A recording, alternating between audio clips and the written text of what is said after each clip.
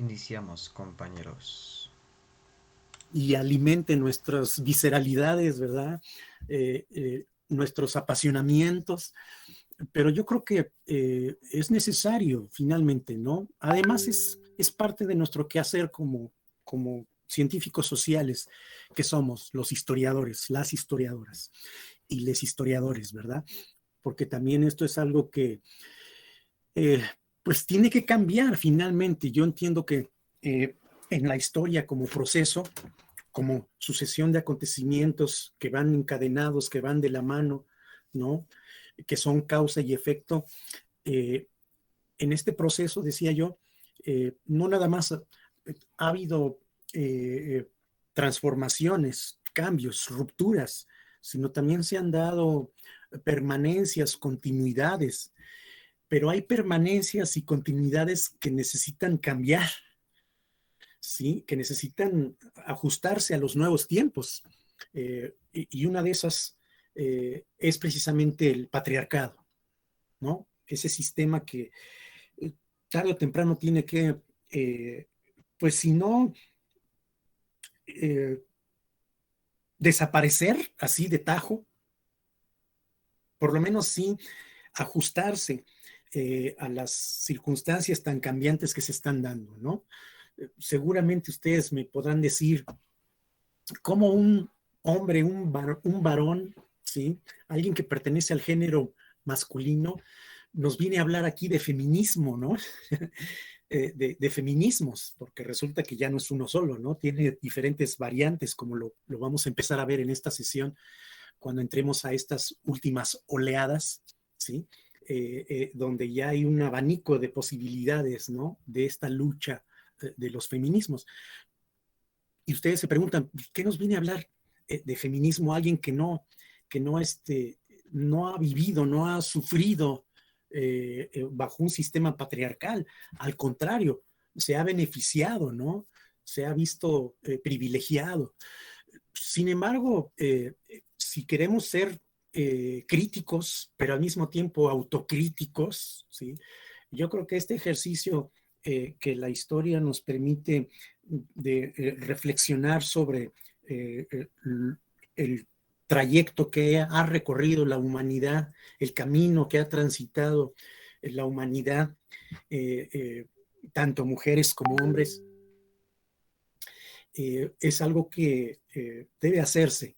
Y yo creo que estas reflexiones, siempre con argumentos, con pruebas, ¿no? Con los elementos que respalden lo que uno está afirmando, se podrá, pues, contribuir a que las cosas puedan cambiar, ¿sí? Porque es innegable, por más que no se quiera ver, que sí hay una sociedad, la sociedad humana, donde un integrante de la misma, ¿sí? Donde uno de esos géneros no tiene las mismas posibilidades, las mismas oportunidades que el otro. El no querer ver eso es finalmente negarse a aceptar que algo no está funcionando, ¿no? Y si queremos ser lo suficientemente conscientes de que tenemos muchos pendientes todavía por resolver, aún y cuando estamos ya en un siglo donde supuestamente se ha avanzado, se han alcanzado grandes cambios, ¿no? Eh, hay otros pendientes, hay otros asuntos que siguen rezagados, que siguen todavía muy olvidados, ¿sí? Y uno de ellos es precisamente este, ¿no? Alcanzar una igualdad de oportunidades, una igualdad de género entre hombres y mujeres, ¿no? Y ya nos tocará hablar de la diversidad sexual, de quienes no están o no se consideran ni dentro de un género ni dentro del otro, que ese es otro gran movimiento social, ¿no? Del que también vamos a hablar. Y también vamos a hacer ese ejercicio de autocrítica, ¿no? Al que los estoy invitando, las estoy invitando y les estoy invitando, ¿no? Eh, Vayamos pues a la siguiente oleada, o mejor dicho, vamos a retomar las dos anteriores, porque yo sé que estos días de descanso de veras fueron de descanso. Dudo mucho que alguien de ustedes se haya animado a a revisar el aula Classroom, ¿verdad? O sus apuntes, sus anotaciones, ¿verdad? Yo estoy consciente de ello, por eso nunca les dejo tareas o he dejado de dejarles tareas o que se preparen para un examen, ¿no? Porque pues son días en que uno quiere ya echar la flojera y relajarse un poco después de tanto ajetreo. Entonces, vamos otra vez a retomar lo que vimos. Lo voy a hacer, por supuesto, de manera muy, muy panorámica para no, no atrasarnos tanto, ¿sí? Y de esta manera, bueno, poder abordar el movimiento o los movimientos feministas ya en su parte final y abordar el siguiente que nos queda pendiente, ¿no?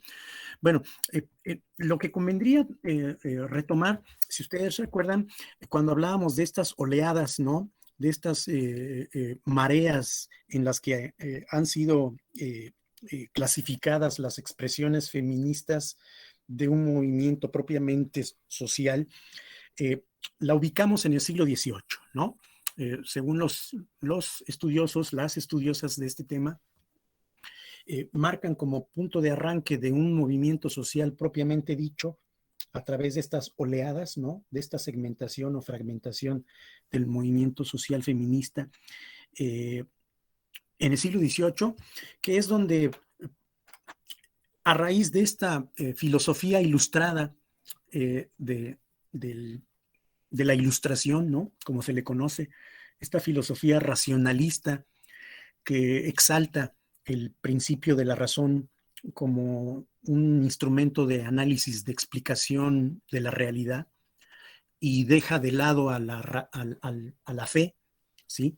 A estas creencias religiosas, subjetivas, porque no permiten acercarse a la realidad lógica, ¿sí? De una manera distinta. Es en ese momento y sobre todo con motivo de las revoluciones inspiradas y nutridas en esta filosofía racionalista llamada ilustración, donde vamos a percibir que la llegada de esta modernidad, como se le ha denominado a esta época que nace con la revolución ideológica conocida como la Ilustración, aunque algunos hablan de que en siglos anteriores ya se empezaba a perfilar esta modernidad, sobre todo con el surgimiento en el siglo XVI del Renacimiento, ¿no? Del humanismo. Será con el siglo XVIII cuando podríamos decir que este es el punto de arranque de un movimiento social donde las mujeres van a integrarse, van a organizarse y sobre todo van a participar de aquello que se había establecido como el estandarte, ¿no? El eslogan de un movimiento revolucionario como es el de la Revolución Francesa de 1789 y que se llama la igualdad, la libertad, la igualdad y la fraternidad, como dice aquí esta portada que les comparto en mi pantalla de la llamada Declaración de los Derechos del Hombre y del Ciudadano. Y resulta que ya en ese documento de entrada queda excluida la mujer, ¿sí? Y la ciudadana, que sin duda va a ser la razón por la cual las mujeres francesas primero, porque ellas son las primeras que van a aprovechar esta coyuntura que se está viviendo en su país para decir, ¿y las mujeres qué? ¿Y nosotras qué? Nosotras no participamos en la construcción de esta nueva sociedad que deseamos, que anhelamos. Nosotras no tenemos oportunidades, no tenemos derechos. Claro que también, ¿no? Y por eso se van a dar a la tarea ellas mismas de redactar su propia declaración de los derechos de la mujer y de la ciudadana, como lo hace la revolucionaria Olimpia de Gauches, ¿sí? Que es una de las activistas, de las participantes en este movimiento revolucionario, en contra de un régimen antiguo, que es el régimen feudal, el régimen medieval, contra el cual está levantándose en armas esta revolución.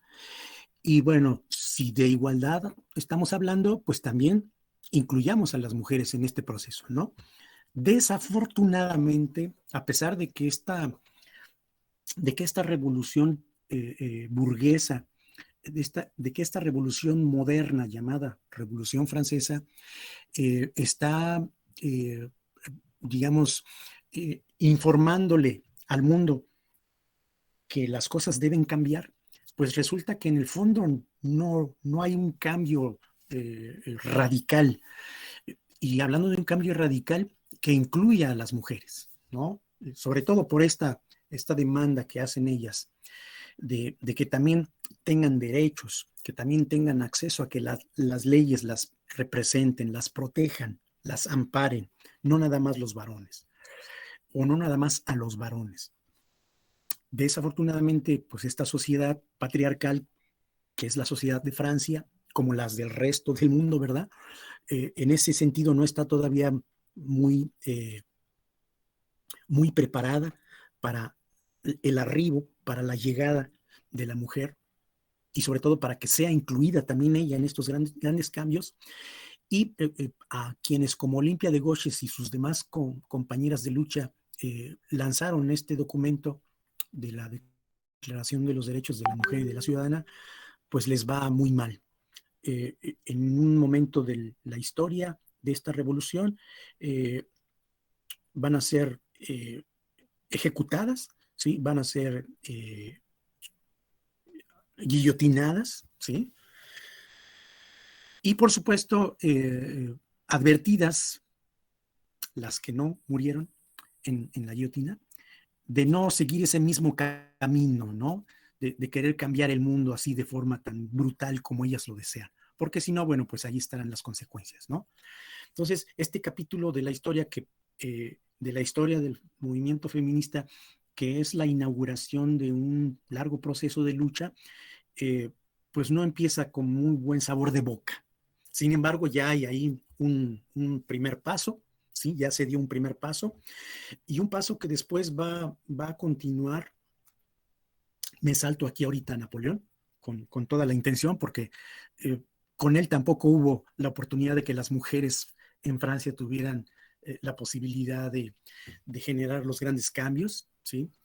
Eh, el documento, uno de los documentos que ha hecho pasar a la historia a este personaje y a su época como uno de los documentos revolucionarios, como uno de los símbolos de la modernidad, que es el Código Civil de los franceses o Código Napoleónico, pues resultó igual de misógino, igual de machista, ¿verdad? De patriarcal, que, que lo que muchos esperaban, ¿no? ¿Por qué? Porque le negó a las mujeres la posibilidad de tener derechos como ciudadanas, ¿sí? Más claro no podía quedar bajo este gobierno, ¿no? Aquí el beneficiado iba a ser el varón, sobre todo porque iba a haber el derecho a que se divorciara, ¿sí? Pero siempre favoreciendo al hombre, ¿no? Y no a la mujer, que terminaba nuevamente recluida en el círculo doméstico, en el círculo del hogar, ¿sí? Y condenada pues a seguir esperando que fuera desposada para subir al altar y matrimoniarse con un varón y quedar nuevamente, ¿no? Recluida a esa esfera privada del hogar, ¿no? Y ni soñar con que la mujer tuviera la posibilidad de incursionar en un espacio público, ¿no?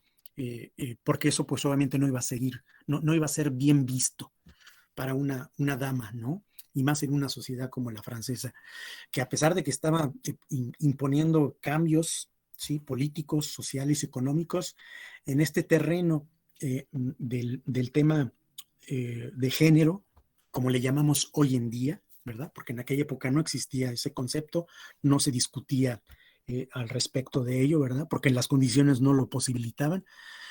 Podemos llamarlo también de esta manera desde nuestro presente, ¿no? Las cuestiones de género no estaban incluidas dentro de estos grandes cambios en esa Francia napoleónica de la que estamos hablando.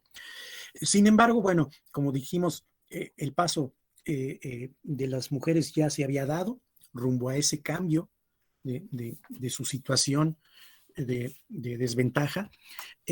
Y el siguiente paso, el otro paso lo va a dar otra contemporánea de Olimpia de Gauches y las demás francesas revolucionarias, que es la británica Mary Wollstonecraft, ¿sí? Quien redacta un texto que va a ser otro de los documentos del movimiento feminista, donde se busca reivindicar, ¿no? Vindicar, elevar a un nivel superior los derechos de la mujer. De hecho, así le llama a uno de esos textos, ¿no? Vindicación de los derechos de la mujer, donde efectivamente establece que el asunto que tiene que ver con la condición de eh, la mujer no tiene que ser vista solamente como un sujeto biológico, ¿sí? Como un ser que tiene única y exclusivamente una serie de propósitos de carácter natural, biológico, ¿sí? Lo femenino no tiene que ser igual a una cuestión biológica, natural. Lo femenino tiene que ser visto también como una cuestión de género, ¿sí? Es un poco por ahí por donde van las reflexiones que hace Mary Wollstonecraft a este respecto, ¿no? Y sobre todo, para que la condición de desventaja que la mujer vive frente al hombre eh, necesita educarse. Lo que va a marcar el punto y aparte en esta transformación que se está deseando y buscando es que la mujer también tenga acceso a la preparación, a que también pueda ver la realidad de otra manera, ya que también esta manera de ver la realidad de otra manera le dé oportunidades de desempeñarse más allá de ser solo ama de casa, más allá de ser la esposa, ¿sí? O más allá de ser un objeto sexual finalmente, o un objeto para los quehaceres del hogar, ¿sí? Es también por ahí por donde van estas ideas que está trazando Mary Wollstonecraft. Y bueno, de aquí demos otro gran salto en esta historia que estamos analizando eh, em, como parte de una segunda oleada. Déjenme ilustrar lo anterior con otra diapositiva que por aquí tengo eh, y de esta forma continuar eh, ilustrándoles esto. ¿Sí se ve esta diapositiva que les comparto, jóvenes? Sí, Sí, profe. Sí, profesor. Sí, profesor. sí. ¿Verdad? Bueno, ok. Esta es otra diapositiva que ilustra lo que les mostraba anteriormente, a manera de oleadas, ¿no? De estas mareas, alegóricamente hablando, como las estudiosas y estudiosos de este tema lo han querido mostrar, que es la primera ola del movimiento feminista, donde irrumpe la modernidad, ¿no? A través de la ilustración, pero también con la ilustración viene otra ideología que habla mucho de esto, que es el tema de la libertad del individuo, ¿no?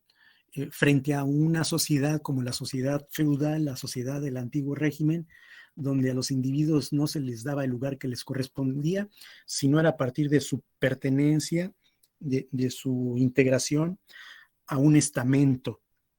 Acuérdense, ¿no? El primero, segundo y tercer estado, ya sea nobleza, ya sea el clero o el pueblo. Bueno, eso era en la sociedad medieval. Ahora en esta nueva sociedad moderna de la que se habla, a los individuos, a las personas se les tiene que dar el lugar que les corresponda, pero a partir de sus capacidades, ¿no? De sus aptitudes. Eso es un poco lo que plantea el liberalismo. Y bueno, ya dijimos hace unos momentos, ¿no? Que con la filosofía ilustrada del siglo XVIII se coloca a la razón como el principio básico de la explicación de la realidad. La educación tratada o vista como un derecho, ¿sí? La libertad, ¿sí? En fin, se busca abrir el camino a otras formas de ver la sociedad, ¿no? Sin embargo, hay que decir que todavía hay algunos resabios, ¿no? Algunos restos de esa sociedad patriarcal que se niega a morir, como es el caso de las obras de escritores del siglo XVII como Molière, este escritor francés, donde en sus obras pues a la mujer se le mantiene, por supuesto, eh, ridiculizándola, ¿no? Se hace burla de sus deseos por querer educarse, por quererse preparar, ¿no? En esta obra que Molière escribe en el siglo XVII, conocida como Las mujeres sabias, que más que una afirmación contundente, es una burla, es un sarcasmo, ¿sí? ¿Cómo la mujer se va a querer educar si nació para que cuidara a quien se educa, ¿no? Para que cuidara al varón, para que cuidara al hombre, ¿no? Eh, y bueno, a pesar de esas maneras todavía muy tradicionalistas, muy patriarcales de ver a la mujer, hay un contemporáneo de Molière, que es otro francés, Poulain de la Barre, quien inspirado en las ideas de René Descartes o René Descartes, sobre la idea de que lo que me da razón de existir es lo que me da motivo de existir es la razón, con esa frase de pienso, luego existo. ¿Cómo demuestro que existo, que estoy vivo? Pues pensando, ¿no? Razonando. Bueno, en ese sentido, Poulain de la Barre redacta un texto donde, a diferencia de Molière, aquí sí le busca dar su lugar a la mujer y al hombre en igualdad de condiciones, ¿no? El texto se llama De la igualdad de los dos sexos. Fíjense, es el siglo XVII y ya hay por ahí señales, ¿no? De un deseo por darle la misma oportunidad a la mujer frente al hombre, ¿no? Lo mismo hace un español, Benito J. Feijóo, pero ya en el siglo XVIII, en un texto que busca reivindicar también a la mujer, ¿no? Darle su lugar, que es la defensa de las mujeres. Y otro más, que es Amari Borbón. Otro documento, también un texto ya del siglo XVIII, donde incluso se abre la posibilidad de que la mujer tenga aptitudes, capacidades para participar en la política. ¿Sí? No solamente se defiende que las mujeres tienen capacidades, tienen aptitudes distintas a las tradicionales de ser solo la hogareña, ¿no? La esposa, sino que además Amari Borbón plantea la posibilidad de que la mujer tenga incluso en la política oportunidades de desarrollo personal. Fíjense, ¿no? Es el siglo XVIII. Y bueno, seguimos con esta reseña que les vengo haciendo, ¿no? Hablábamos de la propuesta que hizo Olimpia de Gauches, Mary Wollstonecraft.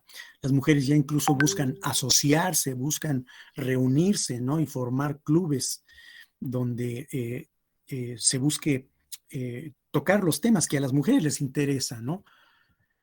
Y bueno, así es como llegamos a una segunda etapa. Y no es cierto, es por acá. Un libro que por ahí les recomiendo. Lo voy a subir al Classroom por si quieren, además del que ya subí yo para este tema de Nuria Varela, Feminismo para principiantes. Además de ese texto que ahí está en el Classroom, voy a subir este otro, que es en el que también me estoy apoyando, que se llama Historia del Feminismo, de un español, Juan Cicino Pérez Garzón. Este es un libro más contemporáneo, es el 2018. ¿Sí? Y que también vale la pena, porque lo escribe un hombre. Generalmente las fuentes que he estado consultando las redactaron mujeres, ¿no? Pues resulta que también los hombres tenemos algo que decir sobre el feminismo, ¿verdad? Aunque no seamos mujeres, también convendría que nosotros pudiéramos hablar sobre ustedes, ¿no? Sobre ellas. Y luego viene la segunda ola del feminismo, que correspondería a lo que es la lucha ahora por el derecho a votar, por el derecho a opinar, por el derecho a hablar sobre temas que estaban anteriormente reservados para los varones, ¿no?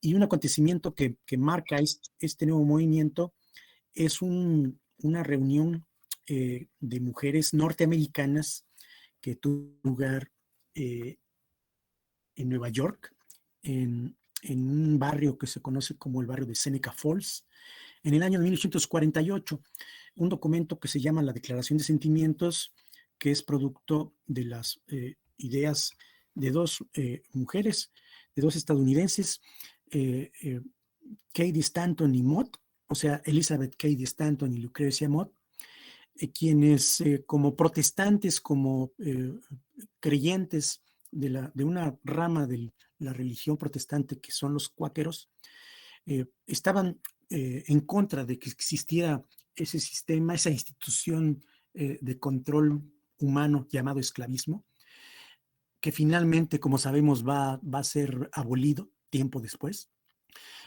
Ellas, Stanton y Mott, argumentaban, pues si se está buscando acabar con la esclavitud de los afroamericanos, de esos que vemos como objetos, como cosas, pues nosotras también somos esclavas, las mujeres vivimos también un sistema de dominación, ¿sí? Y no solamente queremos ser libres en ese sentido, sino tener el derecho a poder opinar en temas de política, ¿sí? Donde nada más los varones son los únicos que pueden hablar de ello. Y para ello deseamos también tener como derechos el acceso a la educación, el poder practicar una religión que no sea la oficial, la dominante, ¿sí? El que seamos también iguales en cuestiones de ley, ¿no? La igualdad jurídica, que también nosotras podamos ser las tutoras en caso de que el marido fallezca, que nosotros tengamos también el derecho a la patria potestad, o sea que también tengamos derecho a ser tutoras de nuestra, de nuestra progenie, ¿no? De nuestros hijos, que no sea el hijo mayor que reemplace al padre fallecido, o que no sea el tío, o, o que no sea el varón que sea. Que nosotras como mujeres también tengamos esa posibilidad, ¿no? Es lo que decían Stanton y Mott. Y bueno, estamos viendo entonces ahora un movimiento que está buscando ahora tener la posibilidad de incursionar en asuntos de política, ¿no?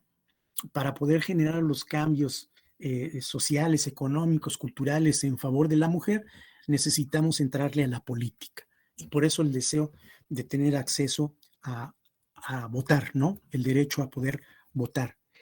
Esto, por supuesto, como les mostraba yo en la sesión pasada,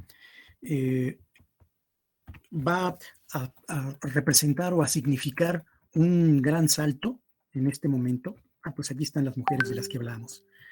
Elizabeth Cady Stanton, Susan B. Anthony, que es otra de las participantes en esta reunión del famoso, la declaración de Seneca Falls, como se le conoce. Para finales del siglo XIX, el movimiento sufragista, como ya se le conoce a esta rama del movimiento feminista, empieza a ganar fuerza, a cobrar mayor ímpetu, ¿sí? Sin embargo, no perdamos de vista que los objetivos que ellas plantean, que son objetivos ya no nada más de carácter político, sino incluso de carácter cultural, de carácter económico, empiezan a generar resistencia, oposición. No duden ustedes que va a haber una campaña de desprestigio en contra de las sufragistas, ¿sí? La prensa y sobre todo los cartonistas van a pitorrearse de las sufragistas, ¿no? De estas mujeres que son retratadas de esta manera misógina, ¿verdad? Y machista en Inglaterra, porque es ahí donde más fuerza va a tener el sufragismo, aunque también acá en Estados Unidos, ¿sí? Y bueno, a pesar de estos caricaturas, ¿no? Que ridiculizan al movimiento sufragista de las feministas de aquella época, finalmente van a lograr su cometido, ¿sí? Finalmente van a conseguir que en sus respectivos congresos, en sus respectivas tribunas, se lleven a cabo reformas que permitan a las mujeres participar en emitir su derecho a votar y después a ser votadas, porque no nada más se van a quedar con la idea de que ya puedo sufragar, ya puedo votar por fulanito, perenganito, sino que quiero también yo ser representante, ¿no? Que también voten por mí. Bueno, al mismo tiempo va a surgir una serie de planteamientos en favor de las mujeres, pero ya de forma un poco más radical, pudiéramos decir. No es todavía el feminismo radical de nuestros días, debo decirles, jóvenes. Es un feminismo que algunos especialistas han denominado un feminismo socialista o un feminismo marxista, como es el caso de Flora Tristán, ¿sí? De esta mujer que, inspirada en las ideas de Carlos Marx, Federico Engels, de los que ya hablamos, va a denunciar y llamar la atención en torno a si el sistema capitalista, que es un sistema de explotación humano, trata a los obreros como objetos, ¿sí? Como una mercancía que vende su mano de obra a cambio de un sueldo, de un salario, y por lo tanto estamos hablando de un sujeto explotado, pues no pierdan de vista ustedes que nosotras, las mujeres, ¿sí? Tenemos una condición mucho peor de explotadas que las de los obreros, que las que padecen el proletariado. Nosotros somos esclavas, ¿sí? De un explotador, que en este caso es el varón, ya sea mi marido, ya sea mi hermano, mi tío o el que sea, ¿verdad? Dice Flora Tristán. Así es que esto es más condenable y por lo tanto esto también debe desaparecer. Las mujeres también la estamos pasando muy mal bajo este sistema de explotación, ¿no? Y bueno, déjenme volver nuevamente por acá. Y ahora sí, voy a cederles ahorita la palabra para que ustedes me comenten, a partir de esto que estamos reflexionando, ¿cuáles verían ustedes en esta segunda etapa, en esta segunda oleada del movimiento feminista, las fortalezas, las debilidades, si es que las identifican, en un movimiento como este que llega al siglo XX, ¿sí? De mediados del siglo XIX a principios del siglo XX, llega con una enorme fuerza que permite que las mujeres no solamente tengan derecho a votar, ¿sí? Sino que además van a participar en un acontecimiento que viene a sacudir las estructuras de un planeta, porque esto es un suceso que afecta e impacta a todo el mundo, a todo el planeta Tierra, que es la Primera Guerra Mundial. Un conflicto donde no nada más los varones tuvieron un papel protagónico, como ya lo habíamos dicho en una ocasión antes de que saliéramos de vacaciones. Las mujeres van a participar en este conflicto, ya sea como enfermeras, ¿sí? Ya lo habían hecho en las guerras europeas anteriores, ¿eh? Pero es en esta Primera Guerra Mundial donde van a tener un campo de participación más amplio. Van a ser enfermeras, van a ser también obreras, como ya lo venían siendo desde que empezó la revolución industrial, la primera revolución industrial en Inglaterra en el siglo XVIII, y no se diga en esta segunda etapa, ¿sí? De finales del siglo XIX y principios del XX. Y además también van a ser combatientes, decíamos, por ahí alguien de ustedes lo dijo, ¿no? Soldaderas, así como las que va a haber acá en México, porque son contemporáneas, ¿sí? De estas mujeres que van a participar en la Primera Guerra Mundial allá en Europa y en el resto del mundo. También aquí en México hay mujeres que están en otra lucha, ¿sí? De la que seguramente les hablarán el próximo año en Historia de México 2, algunos otros colegas. Bien, entonces lanzo esa pregunta, jóvenes, para que ustedes me compartan sus reflexiones. Hasta esta segunda etapa del movimiento feminista, ¿cuáles detectan ustedes y por qué como fortalezas, como debilidades, como pros y contras de un movimiento social como el feminista, que ahora ya está aspirando, ¿no?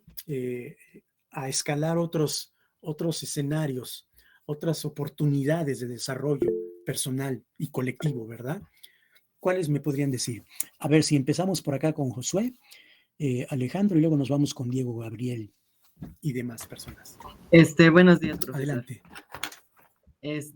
Bueno, respecto pues a mi opinión sobre ese tema, pues pienso que pues realmente algunas fortalezas es que a lo mejor se estaba como que esparciendo ese movimiento ya un poco más y pues por lo tanto más mujeres se iban uniendo a él y pues iba siendo un movimiento cada vez más fuerte. Sí. Eso, por supuesto, nos habla de una seguridad, una confianza en sí mismas, ¿no? Algo que anteriormente no había tenido de forma colectiva, de forma grupal, un movimiento como este. Sí había expresiones de seguridad entre las mujeres desde la antigüedad, ¿no? Pero no eran, digamos, parte de un movimiento, ¿no? De una acción colectiva. eran expresiones personales, individuales, ¿no? Y por lo tanto aisladas, desarticuladas. Pero no es sino a partir de estos movimientos, de estas oleadas de las que estamos hablando, cuando podemos encontrar esto que dice Josué, ¿no? Una seguridad en sí misma, el reconocer que hay una capacidad de parte de las mujeres para demostrarle a los hombres y a la sociedad en general que también ellas han contribuido a la construcción de la sociedad, ¿no? Del mundo en el que se encuentran ellas viviendo, ¿no? Muy bien. Sí, adelante, Diego, Gabriel. Sí, buenos días, profe. Bueno, pues considero que el movimiento se intensificó, por así decirlo. Tuvieron más claras como sus peticiones, todo lo que ellas buscaban. Y bueno, creo que el principal contra de esto fue la sociedad, porque les iba poniendo trabas. Como usted dijo, de esos como dibujos en los que se veía como una mujer feminista como algo malo, cuando realmente no, porque solo buscaban sus derechos. Entonces estas mismas trabas, en lugar de como que ir deteniendo el movimiento, como que lo intensificaron más, como que lo avivaron más, porque dijeron, sí, nos quieren callar, pues ahora más. Entonces, bueno, pues fue malo, pero también fue un poco bueno, porque ayudó precisamente a esto, a que las mujeres pues buscaran igualdad y derechos. Sobre todo, ¿no? Los derechos políticos, los derechos civiles, ¿no? Que están reclamando sin duda alguna. Sí, José Joel Ávila, adelante. Bueno, creo que esta nueva ola de feminismo que se vivía en ese tiempo parece que se ve un poco más fuerte que las anteriores, y pues ahora se ve que buscan unos derechos más adaptados a las condiciones pues de la época de la Revolución Industrial, y pues como que se ven un poco más organizadas, pero como no tanto como lo van a hacer posteriormente, estoy seguro. Por supuesto, sí, sin duda esas estrategias de lucha como es el boicot, ¿no? Como son los amotinamientos, ¿no? Nos hablan de un movimiento que está echando mano de otras alternativas para llamar la atención, ¿no? Como esa que les comentaba yo de las sufragistas inglesas a principios del siglo XX, aprovechando que hay un evento deportivo, hay unas carreras de caballos en un hipódromo allá en Inglaterra, a donde van a participar como público los propios reyes de Inglaterra.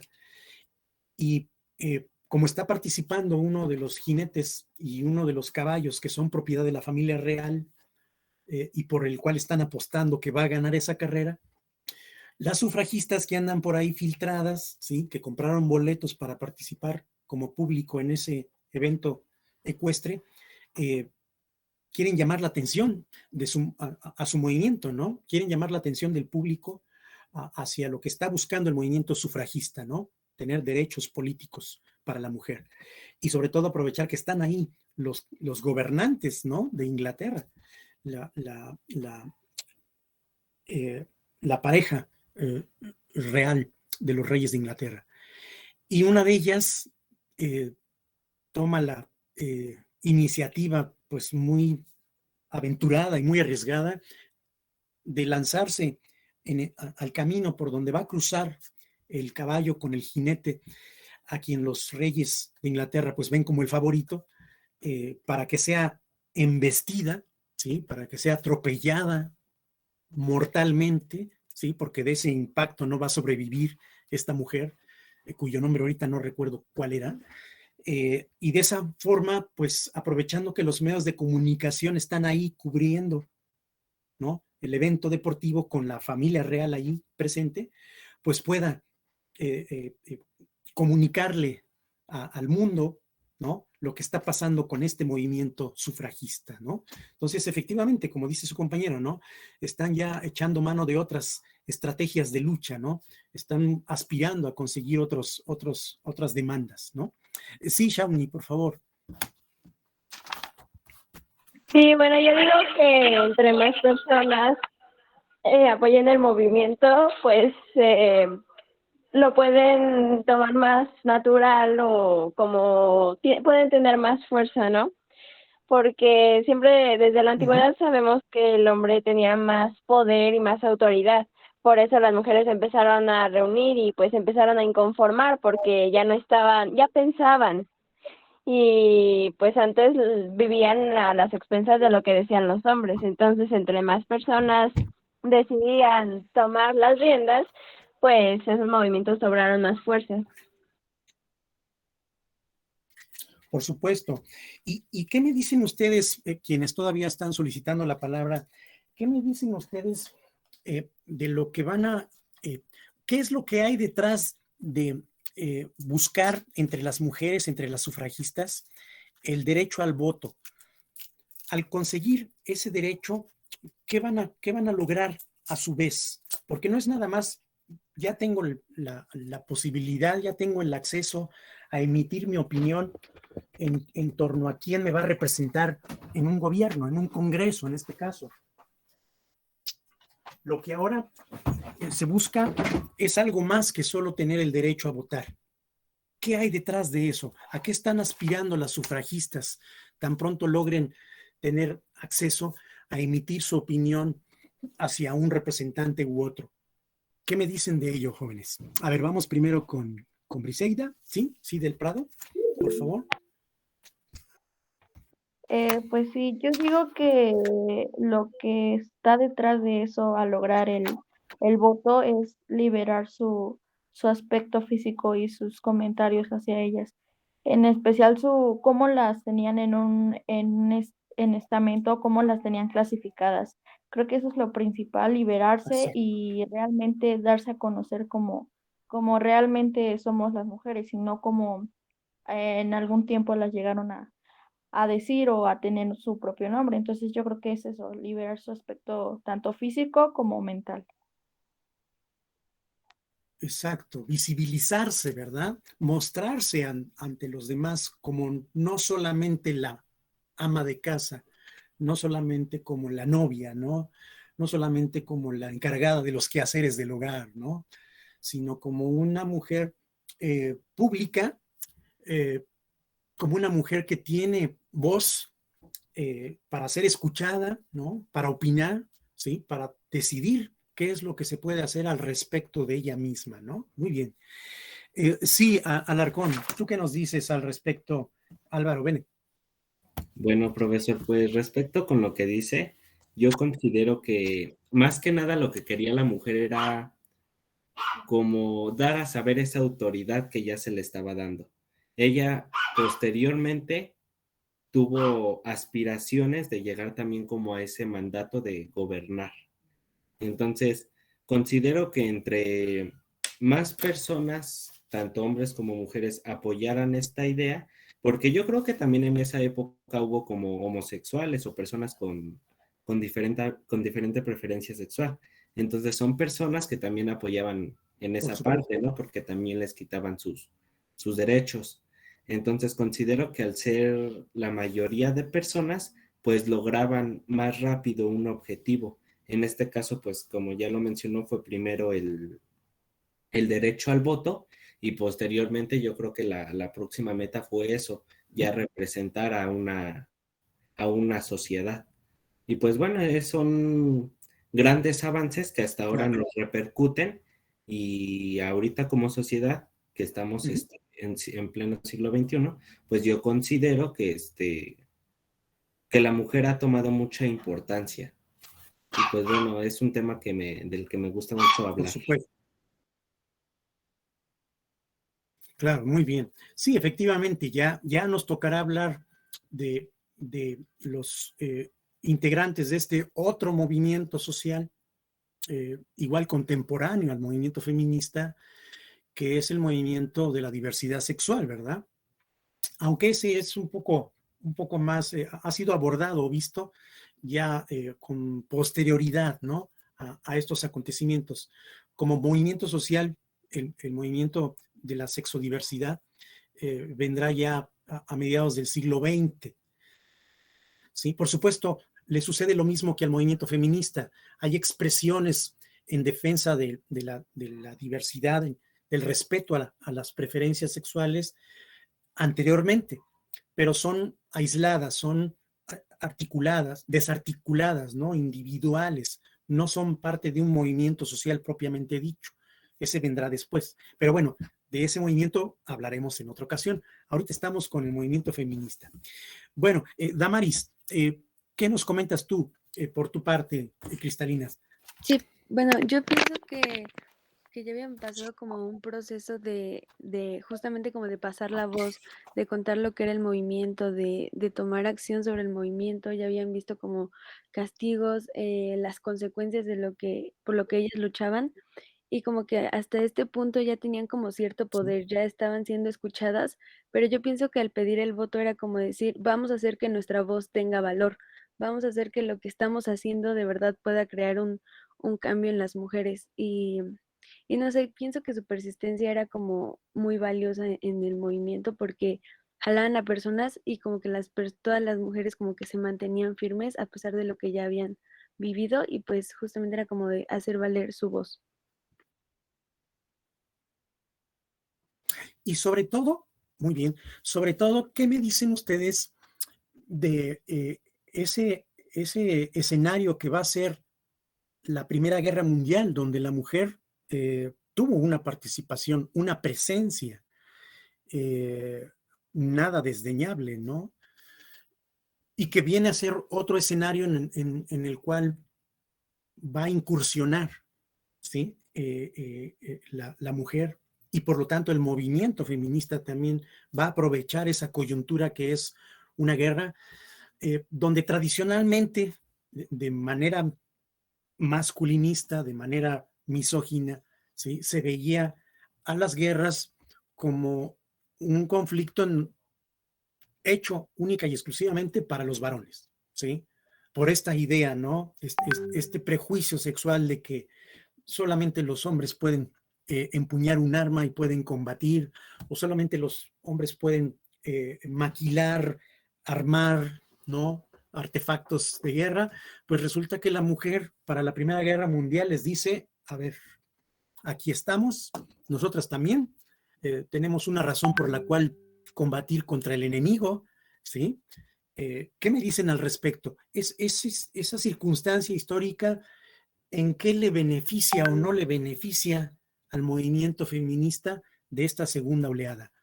A ver, Álvarez, Cisneros, Diego, ¿sí? Diego Eduardo.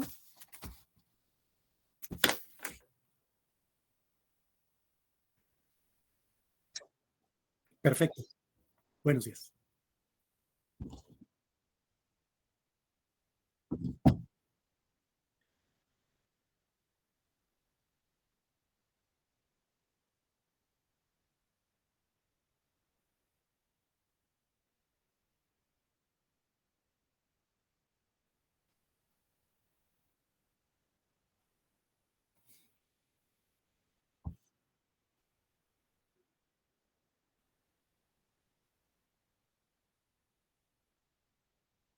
A ver, de acuerdo, vamos a leerlo. Bueno, dice Diego al respecto que la mujer en la guerra obtuvo un papel importantísimo, además de tener el valor de hablar y hacer un cambio. Teniendo el voto, obtuvieron una liberación y más fama, ok, sabiendo que siempre serían mal vistas en ese tiempo. Fue un gran paso y del que todavía hace falta mucho por hacer. Por supuesto, ¿no? Siempre quedan pendientes, pero acuérdense que es un proceso, es paso a pasito, ¿verdad? No logra, y más un movimiento como este que sacude las estructuras sociales, las estructuras mentales, ideológicas, donde el privilegiado es el varón, pues los cambios no son tan fáciles, ¿verdad? Y más cuando hay de por medio una lucha de poderes, ¿no? Una lucha de roles, ¿sí? En aras no de eliminar a los varones, porque eso es algo que también convendría que lo destacáramos, que lo resaltáramos. El movimiento feminista no es un movimiento que busca eliminar al varón, ¿sí? A los varones, o si no eliminarlos, sojuzgarlos, someterlos, esclavizarlos. No, no es un cambio de posicionamientos de alguien que tiene ventaja sobre otro. No, no se trata de revertir un sistema patriarcal para crear un sistema matriarcal, donde sea ahora la mujer la que diga, tú te callas, tú haces lo que yo digo. No, el movimiento feminista no busca eso. Independientemente de las tendencias, de las corrientes que posteriormente el feminismo va a tener, como lo vamos a ver a continuación, lo que busca en última instancia es la igualdad de oportunidades entre hombres y mujeres, ¿sí? Eso es algo que también hay que procurar tener muy presente, y por eso les decía yo que estos cambios, como lo decía su compañero, algunos de ellos llevan su tiempo, ¿sí? Para llegar al momento en el que nos encontramos ahorita, ¿sí? Fue necesario que todo este trayecto tuviera sus altas y bajas. No ha sido una lucha fácil, en pocas palabras, ¿no? Muy bien. Sí, Espinosa Ávila, sí. Dulce, Areli, por favor. Sí, profesor. Yo, bueno, en cuanto a los derechos políticos, yo considero que más que nada se buscaba, aparte de darse a notar, claro, ante la sociedad y decir, estamos aquí, ¿no? Nosotros también contamos. También era el hecho de saber que podían hacer algo sin la ayuda de un hombre, de que podían hacer algo por ellas mismas también. Uh-huh. Y en cuanto a la guerra, pues creo que fue un gran avance porque se dan a notar aún más y pues demuestran a los demás la falta que también le hacen a la sociedad, ¿no? Y ya. Por supuesto. Ellas también van a participar manufacturando armas, construyendo armas, ¿no? Asistiendo a los heridos en la guerra, ¿sí? Dedicándose a las labores que anteriormente los varones realizaban. ¿Por qué? Porque ahora están en el frente de batalla, ¿no? Están en el frente de guerra. Entonces, esos espacios, esos vacíos laborales que dejan los hombres, le permiten a la mujer ocuparlos, ¿sí? Y salir de ese espacio privado que es el hogar a un espacio público, que es una fábrica, que es una oficina, que es una enfermería, y también a un escenario que estaba exclusivamente reservado para los varones, como era la guerra. No sé si les comenté que sí hay registros de combatientes, de soldaderas, así como les llamamos acá en México durante la Revolución Mexicana. Sí hubo adelitas, sí hubo rieleras, sí hubo soldaderas en la Primera Guerra Mundial. Por lo menos dentro del ejército ruso, ¿sí? El ejército zarista, ¿sí? De aquella Rusia de la familia Romanov. Tengo yo entendido que hubo batallones de mujeres, ¿sí? Que iban armadas y a fletarse, a darse de moquetazos contra alemanes o austrohúngaros, que eran los enemigos de la Rusia zarista, ¿no? O sea, quiere decir que ese impedimento biológico y natural de que la condición física de la mujer no está hecha para ciertas cosas como es la guerra, pues aquí se vino abajo, ¿sí? Eso, por supuesto, algunos dirán, pero no, es que la biología nos demuestra que no es posible. Bueno, esos impedimentos biológicos naturales no son más que una justificación para seguir manteniendo la desigualdad social de las mujeres y decir, no, es que tú no estás hecha para eso, no, esta es cosa de hombres. Pues la Primera Guerra Mundial demostró que no, que también las mujeres le entran y duro, ¿no? Muy bien. Luna, Michelle, por favor. Sí, profesor, gracias. Pues en cuanto a la guerra, yo creo que no deja de ser un acontecimiento terrible, pero ayudó en muchos aspectos. Por ejemplo, ayudó, por ejemplo, en este movimiento en el que, si bien era como objeto de burla, porque por las caricaturas que usted nos muestra eran como, jaja, mira, quiere ejercer sus derechos, ¿no? Entonces, esta guerra viene a darle a todos por igual, porque afecta tanto a hombres como mujeres, como en ese tiempo esclavos, a todos los afecta. Entonces, toda ayuda cuenta y yo creo que este acontecimiento, como repito, no es, o sea, no deja de ser horrible, pero da un impulso más para que la sociedad se diera cuenta, tanto hombres como mujeres, que somos necesarios, ¿no? Y necesarias, claramente. Que todo apoyo cuenta y que, como dice usted, el impedimento biológico no es un pretexto cuando se necesita ayuda, entonces, para levantar un país. También como que da esta voz a las mujeres de poder decir, yo también puedo luchar por mi país, o sea, yo también puedo luchar por mi patria. No por ser mujer no voy a hacerlo. Entonces, me parece que fue un gran avance la guerra. Así es. Sí, aunque resulte paradójico, ¿verdad? Decirlo, la guerra fue una oportunidad para que la mujer continuara en esta lucha por tratar de demostrar que ella tiene también las mismas oportunidades, que puede demostrar de otra manera su valía como ser humano, ¿no? No nada más en épocas de paz, también en épocas de guerra, ¿no? Muy bien. Sí, Briano, por favor. Jesús. Bueno, gracias. Lo que yo puedo decir en cuestión del derecho del voto es que las mujeres luchaban por él o luchaban más que nada por su ejercimiento, puesto que este derecho pues originaba un reconocimiento a la igualdad en la participación política de las mujeres. Y es por eso que a partir de ese entonces pues ha continuado la lucha de las mujeres por sus derechos a participar en la toma de decisiones del país. Y como usted dice, también en la Primera Guerra Mundial pues se supuso un avance en la incorporación de la mujer, principalmente en el mercado, ¿no? Así entre Francia y Gran Bretaña pues más de 1,5 millones de mujeres trabajaron en fábricas de armamento. Y pues esta participación de las mujeres sí tuvo una gran ventaja, ¿no? Ya que logró que Gran Bretaña no cayera en la pobreza, que no fuera víctima del hambre. Y pues dependiendo de los resultados de esta Primera Guerra Mundial, pues en la Segunda Guerra Mundial ya hubo una más extensa participación de las mujeres. Así es. Sí, la primera guerra fue una puerta, una ventana de oportunidades para la mujer, pues la segunda va a ser doblemente más, ¿verdad?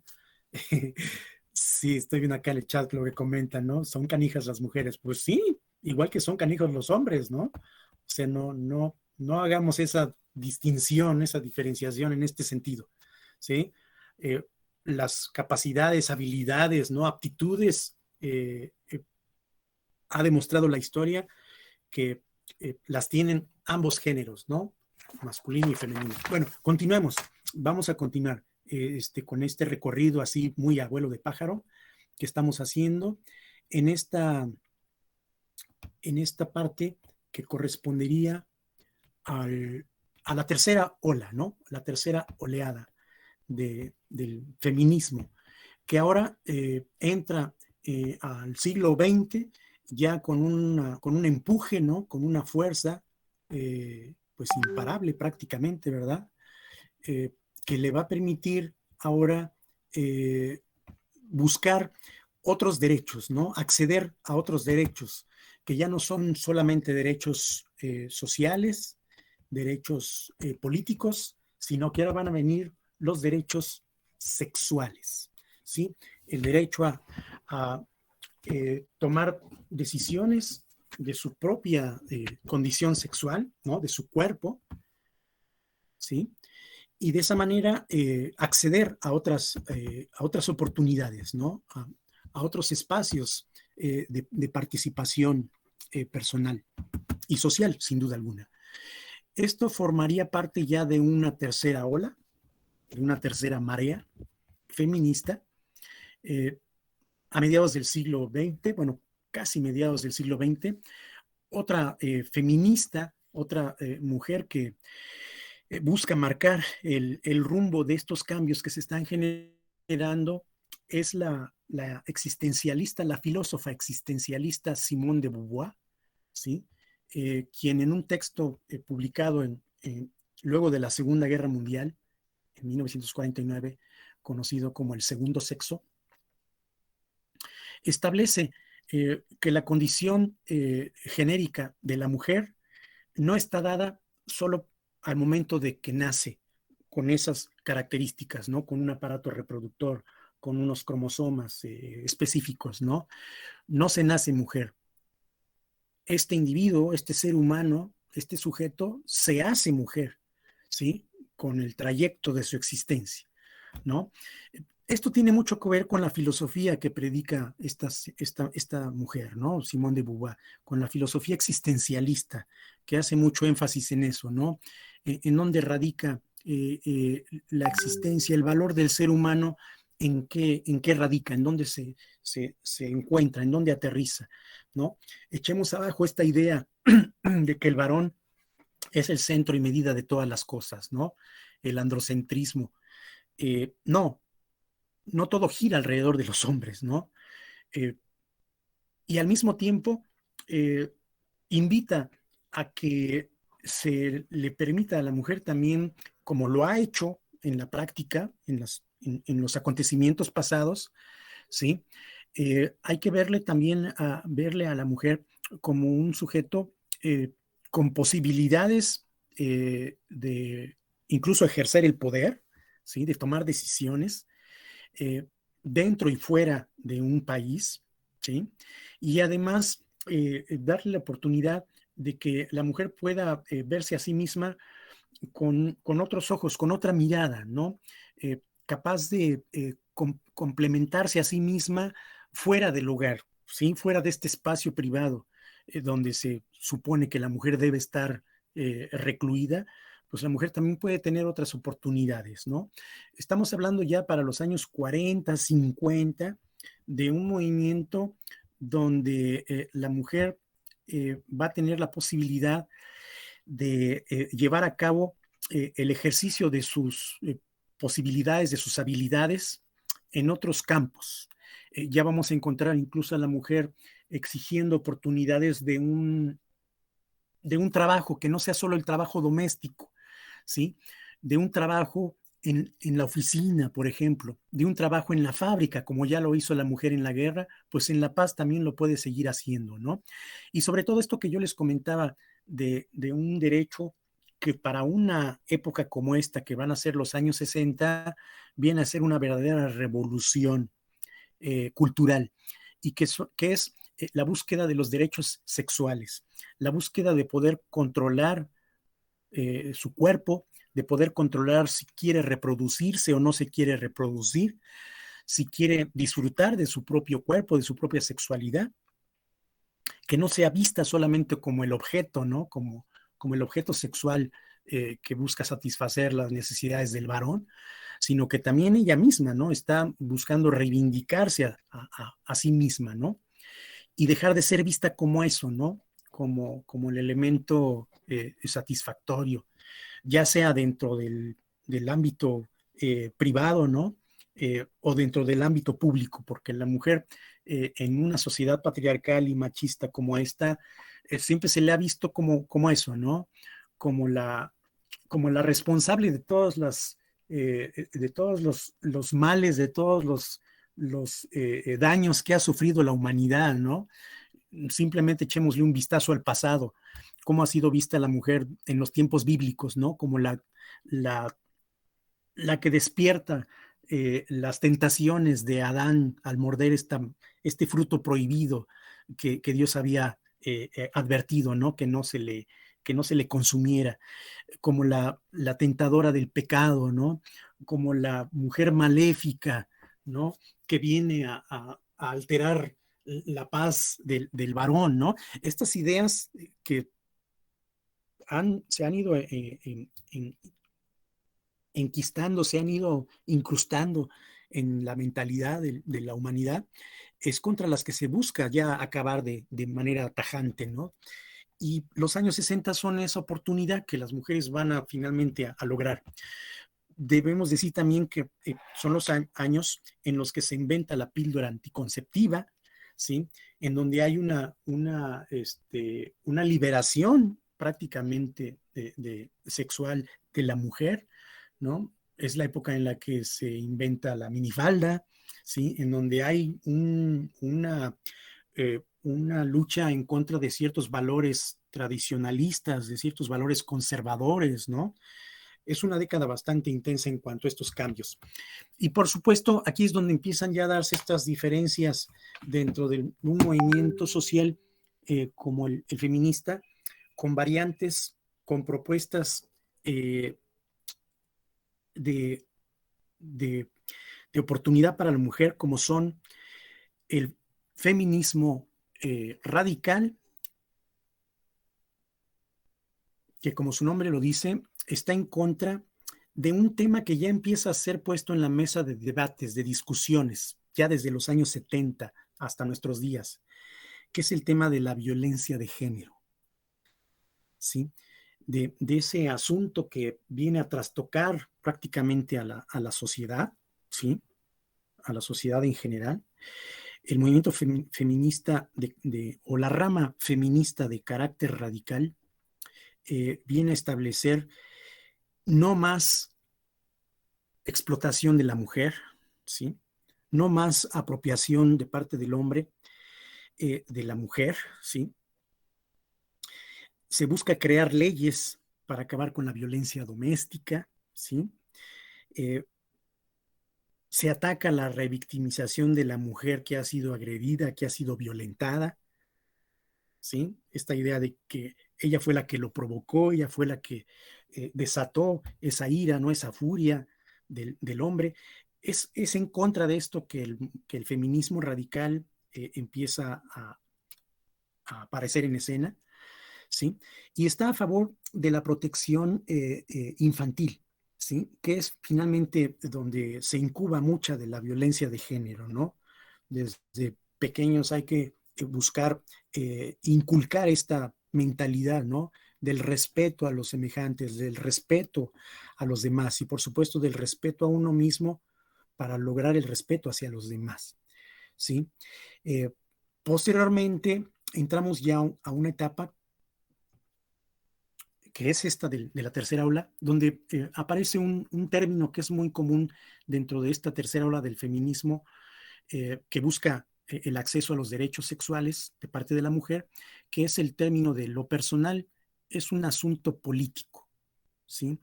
Y se refiere a esto, ¿no? A que un asunto que tradicionalmente estaba reservado para la vida privada, para el ámbito particular, se empieza a manejar como un asunto que tiene que ver con cuestiones de poder, con cuestiones de carácter político. Por eso el término o la frase de lo personal es político. Lo privado es un asunto político.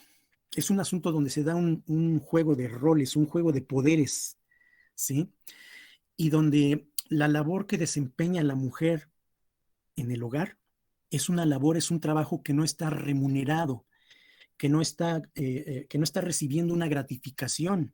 Es un trabajo gratuito que no está siendo reconocido y que merece, por supuesto, que se le reconozca, ¿no? Los quehaceres del hogar, la crianza de los hijos, los cuidados, ¿no? Es una chamba, como decimos acá en México, doble, ¿no? ¿A quién no le sacude las conciencias cuando les preguntan a uno, ¿a qué se dedica tu mamá? Pues se dedica al hogar. ¿Y tu papá? Pues mi papá sí trabaja. Mi papá se dedica a esto, se dedica a aquello. Bueno, el trabajo en el hogar no es algo que merezca ser reconocido, ¿no? Elogiado, por supuesto. Y no solamente eso, sino que sea remunerado, ¿sí? Que reciba una percepción económica por ese trabajo, ¿no? Por ahí es por donde va esta frase de lo personal es político, ¿sí? Y bueno, eso nos lleva a una cuarta ola, donde ya se amplían los horizontes, donde ya no se habla solamente del feminismo radical, sino se habla de un feminismo liberal. Por ejemplo, el feminismo liberal ya nos está hablando no solamente de los derechos laborales, ¿sí? El derecho a que la mujer que está en la misma capacidad o igualdad de trabajo que el hombre, demuestre no solo que también es capaz de ser ingeniera, de ser arquitecta, sino que además se le pague de la misma manera que se le paga un arquitecto a un ingeniero varón, ¿sí? A eso se refiere una de las demandas del feminismo liberal, tener acceso a los derechos laborales y a que sea retribuida de la misma manera que el varón, ¿no? Aquí hace falta también que haya más oportunidades de trabajo, que también a la mujer se le dé la posibilidad de demostrar que puede ser gobernante, que puede ejercer el poder en una presidencia, en un ministerio, ¿sí?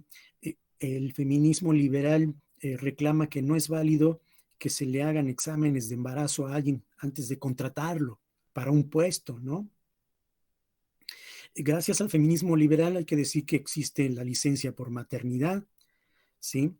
Que haya becas para las mujeres que trabajan. En fin, yo creo que el feminismo en estas últimas décadas ha ampliado su abanico de posibilidades, porque ya no es un solo feminismo.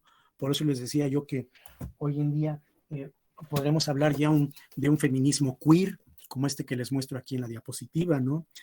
De un feminismo incluso indígena, de un feminismo africano, de un feminismo asiático, ¿sí?